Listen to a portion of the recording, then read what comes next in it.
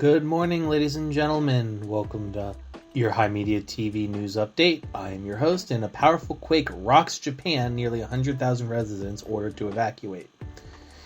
The Japan Meteorological Agency initially issued a major tsunami warning, its first since the March 2011 earthquake and tsunami that struck northeast Japan, killing nearly 20,000 people, for the Ishikawa Prefecture.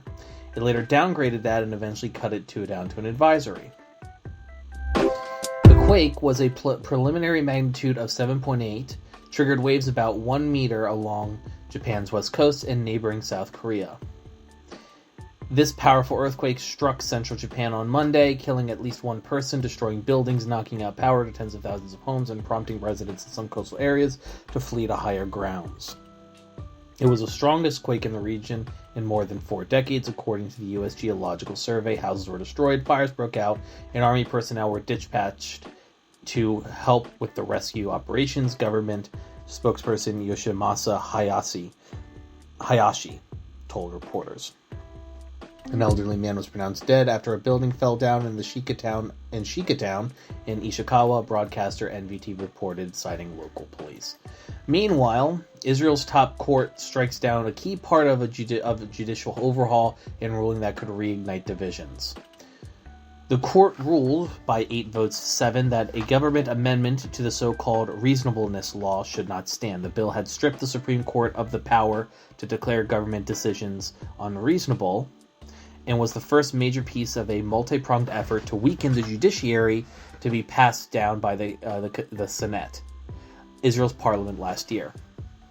It is an unprecedented. The bill was an unprecedented move that threatens. The bill itself was an unprecedented move that was very controversial, led to countrywide protests in Israel, and also is preventing Benjamin Netanyahu, the prime minister, from getting prosecuted for corruption crimes. In its ruling, the court said that it rejected the amendment because it would deal a severe and unprecedented blow to the core characteristics of the state of Israel as a democratic state. Essentially, this whole bill was built to make it so the prime minister, aka Benjamin Netanyahu, was more of a dictator than a prime minister. And lastly, Sam Bankman-Fried, the CEO of and creator of FTX, the crypto exchange that stole and embezzled billions of dollars, won't face a second trial on remaining charges.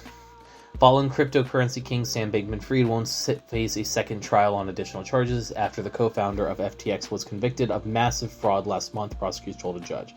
The government told the U.S. District Judge Louis Kaplan in a letter on Friday that in the interest of expediency, it would drop plans to try Bankman-Fried for conspiracy to bribe foreign officials, commit bank fraud, and operate an unlicensed money-transmitting business.